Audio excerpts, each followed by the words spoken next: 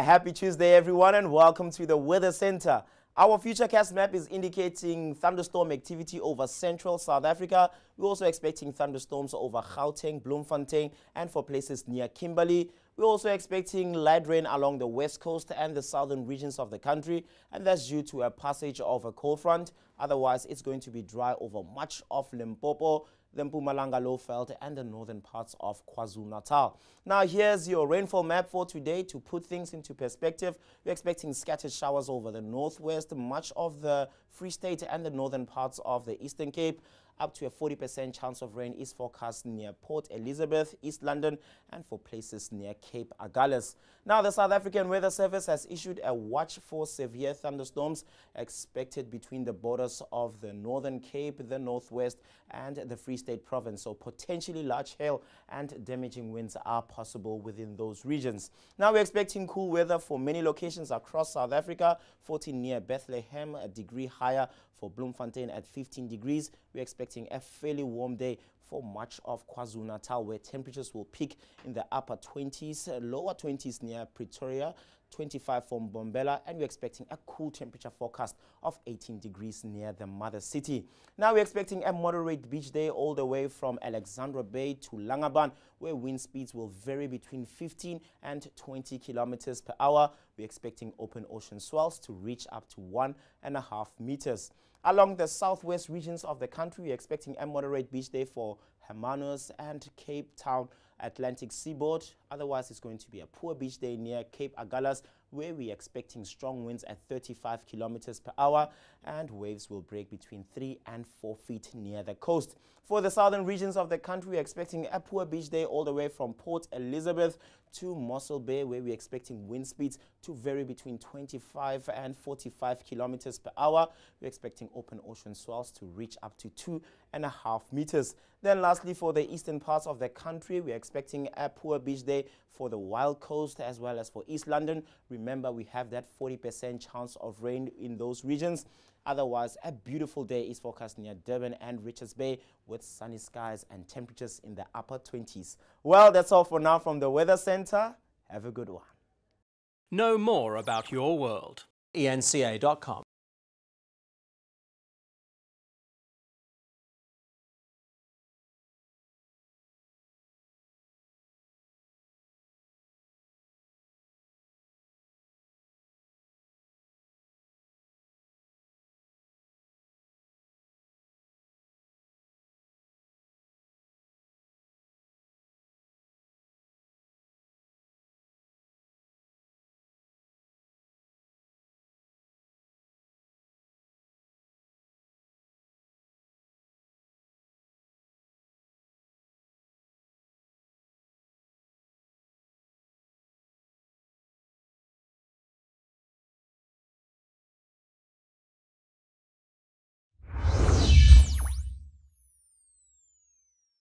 This NEC meeting follows a decisive electoral victory, albeit one that saw overall ANC support continue on its downward spiral. Provinces like Gauteng are firmly in the spotlight. Here, the party managed to secure just 53% of the vote, down 10% from 2009.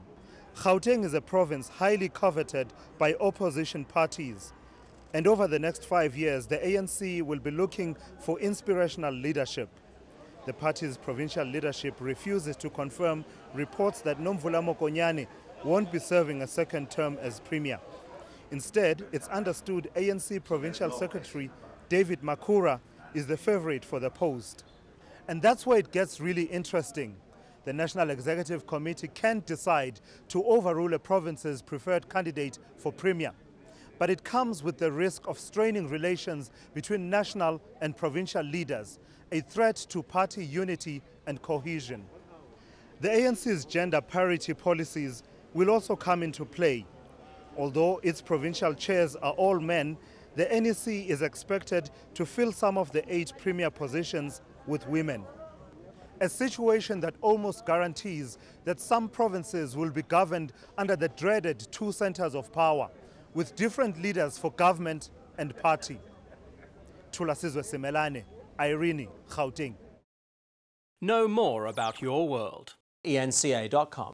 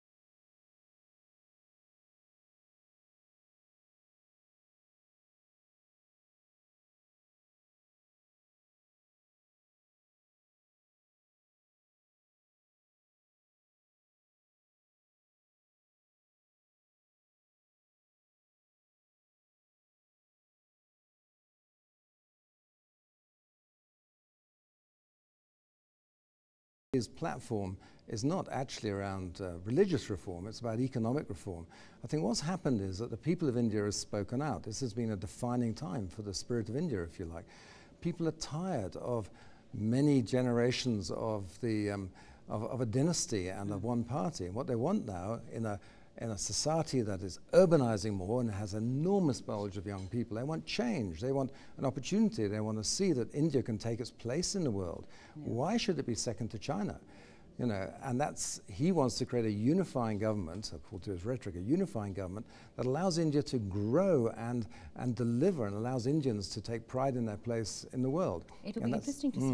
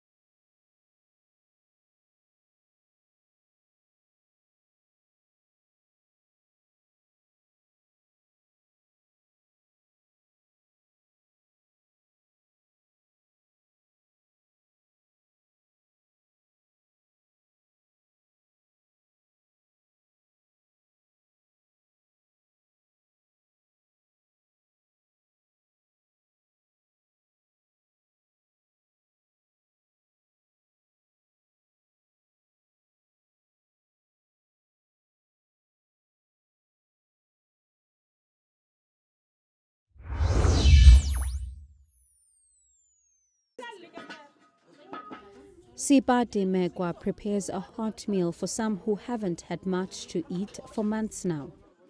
After seeing a complete stranger collapse after taking chronic medication on an empty stomach, Megwa decided she had to do something to help her neighbors and the community. I asked my husband how we could improve the situation. We both agreed to use some of his pension money to feed the people. One of the concerns during the prolonged strike is miners defaulting on their chronic medication, a setback that could affect their return underground. Lonman says so far none of its employees have failed medical tests, but it's concerned about workers' health.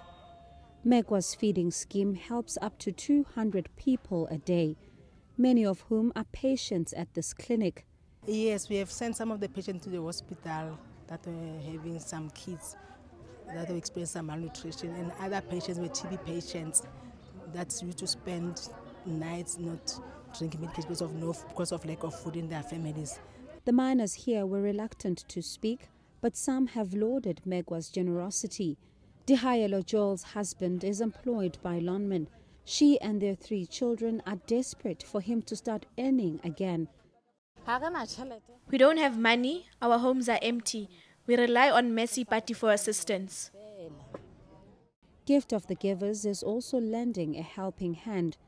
The aid NGO will be based at Anglo Platinum's Kusalega shaft until Wednesday and is hoping to make its way to other mines soon. Bongiwe Kumalo, Vonderkop, Northwest. You deserve to know more. eNCA.com.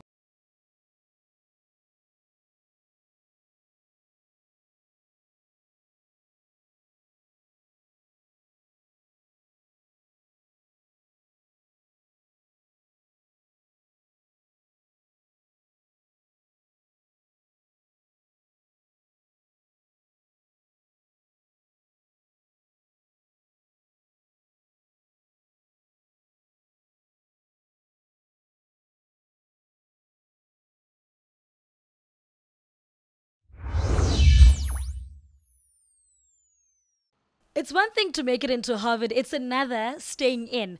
Some of those who've thrown in the towel before graduation have actually turned out just fine. IT guru Bill multi-billionaire Gates is one of them. He stuck it out at Harvard for 2 years before calling it quits. The Microsoft founder tops Forbes' 2014 billionaires list with $76 billion. Harvard's most successful dropout is so filthy rich that even when he gives away billions to charity, his net worth still keeps growing. And to top it off, Harvard still threw him a bone by awarding him an honorary doctorate.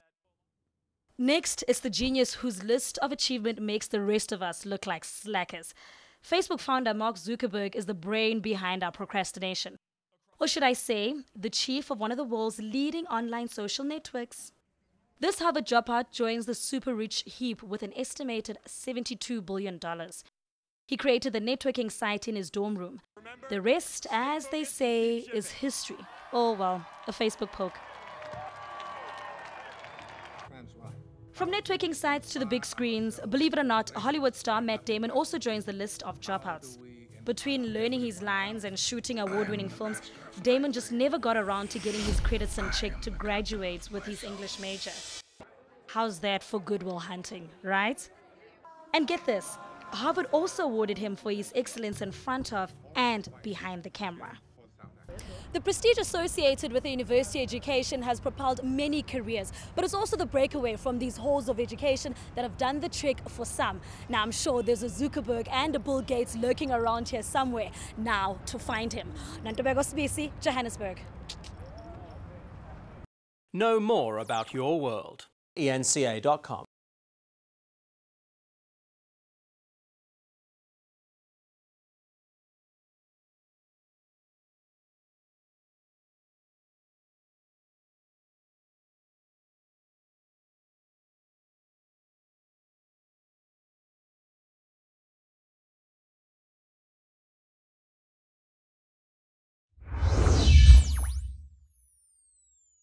The most important thing is to know the character and the personality of these people.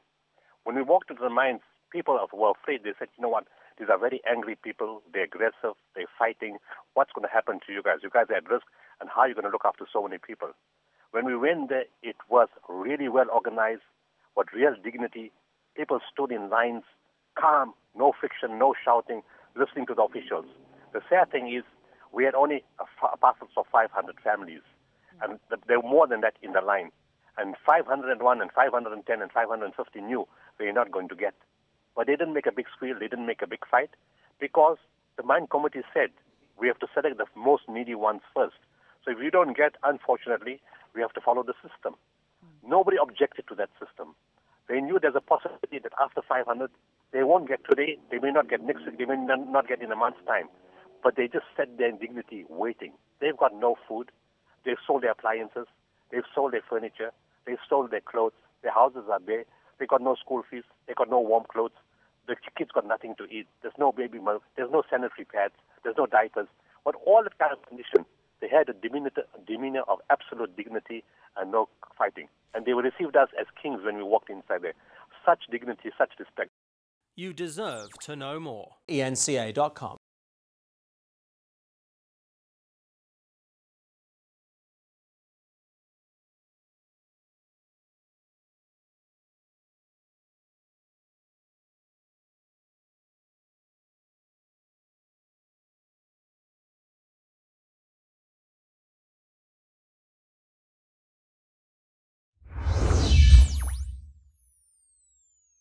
The ANC has also been gunning for the idea of 50-50 representation, that all structures of the ANC must reflect that commitment to gender balance. Okay. So in the last administration, we saw an attempt to have 50-50. But coming down to this, in terms of the provinces that have been more in the limelight, it is Gauteng. Why? Basically. Well, because in the past, the province had made some recommendations, and the NEC decided otherwise and put somebody else. But also, it is also to watch, because its position in Mangaung was not to support the current president of the ANC. So the issue was that having that past experience of their proposal being ignored, and also their political location in the contestation, the people have created an interest in the matter. But what has become much more clearer, and it is loud from the Gauteng, is that they have said that they have enough people who can be chosen, and of course they submitted 3, but one strong person who emerges there is David Makura. David Makura. We know Barbara Creasy. I mean, if they want to keep, if we're talking about based on gender lines and equality in that way, Barbara Creasy was also one of the names that was being bandied about. And the chances of David Makura now getting that spot. You have to also understand that you are also moving towards local elections. So you also need the skills of a person who's going to be chosen in terms of mobilization, in terms of connection, networking. It becomes very important, and also seniority within the ANC. And David Makura, given his seniority, given his position of uniting the province, he seems to be more of a shoe-in. You deserve to know more. eNCA.com.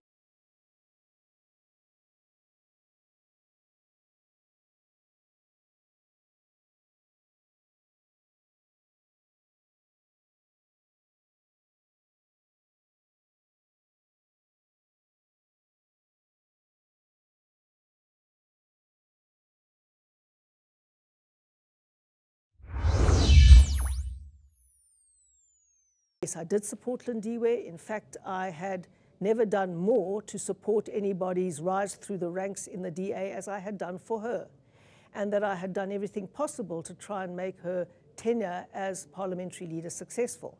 That is what I said. And it was totally distorted, taken out of context, and made to look extremely patronizing, as if I'd claimed that I'd made her and that she was nothing without me. That is a blatant and total lie. And you can see exactly why it was leaked and presented in that way by a person still running the vendetta in the DA and still trying to ensure that he gets his revenge, but under the cloak of a so-called objective journalist. You deserve to know more. eNCA.com.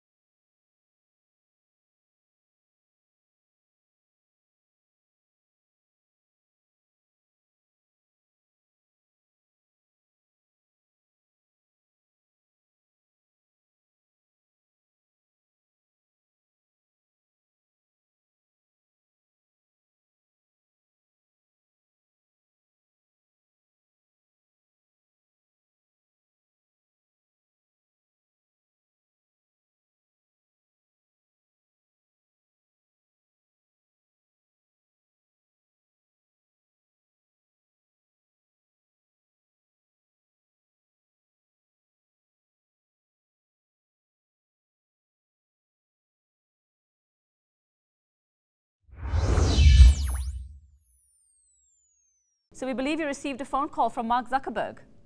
What it was is a pre-recorded video that was played for all the admitted students to the class of 2018. And how did it feel, sort of just getting this message from somebody like Mark Zuckerberg, knowing that you could one day, I don't know if you're aspiring to be him or be like him? Oh, it was brilliant, especially because all of the universities, well, most of them nowadays, when they admit the students, they have a Facebook group where all of them can connect. And it was brilliant to actually be contacted or be spoken to by the founder of Facebook. So it just distinguished Harvard from all of the other colleges in that respect. Now, at what stage in your life, I mean, did you have to actually go through, explain to us first how you actually got in? I mean, just how this application process worked. When did you do it? What did you have to do to actually get in? Well, it's online. It's quite simple. You fill in the common application, but you also have to do admissions tests, the SAT and the SAT subject tests, as well as more supplemental essays for each school that you apply to, and interviews. They have alumni interviews, but for Harvard as well, I was actually interviewed twice, once by an alum and again by an actual admissions counselor. Now, was this your own decision? Were you pushed by your parents? Were you pushed by teachers at your school? No, my parents don't push me into anything. And you know, sometimes there were teachers who were wondering why I actually want to apply to Harvard instead of just going here. It was my own decision. And at what stage in your life had you decided that that was where you wanted to be? And I believe you're studying computer science. What led to all of these decisions for you? Well, I'm thinking of studying computer science, but I also have some other interests. The good thing is that you don't have to declare your concentration or your major straight away. That was one of the things that pulled me or led me to applying to Harvard. I think I firmly made the decision to apply there in 2012 after I went for an advising session at the Education USA Center at the US Consulate here in Durban, where the advisor spoke to us and told us about the way universities work in the United States and the liberal arts education system. You say that you're hoping that this move is going to open doors for you and your family and hopefully your community as well. How do you hope, or what do you hope is going to happen with you actually going to Harvard? What's going to happen for your family and your community? Well, me going to Harvard in itself won't do anything just like that, but I suppose that it's going to have to be me who takes initiative. Coming from my community has made me who I am. Everything I've experienced up until now, and it's because of that that I've applied to Harvard and have the goals that I do have, and yeah. So what is your secret to success? Are you just naturally gifted? Would you say you've worked extremely hard? Well, I don't like self-promotion, but I would say that I'm quite smart and I have worked hard as well. That's very important, because you'll always will be challenged. But now, it seems to me, Virgil, that you're very close to your family and you're very close to your community. Are you going to miss home? Yes. And how are you going to make up for that? Well, there are going to be two major vacations. That's the December vacation and their summer, which starts like from the end of May, and the entire summer is a vacation. And both of those, the trips back home, are paid for by Harvard. All right. And so I'll be yeah. Sorry, Virgil. And finally, just tell me, what do you actually hope to be at the end of this? What sort of career path, who are you wanting to be? Well, I don't know. I think the good thing about going to Harvard is that I'll have time to find myself, find out what I actually want to do, or maybe I'll be able to change what I'm thinking about. But I do know that I want to use any abilities that I do have to affect positive change. Wonderful, humble and gifted as well. Thank you very much, Virgil Marais, a Durban youngster who has been accepted to study at Harvard University. Know more about your world. eNCA.com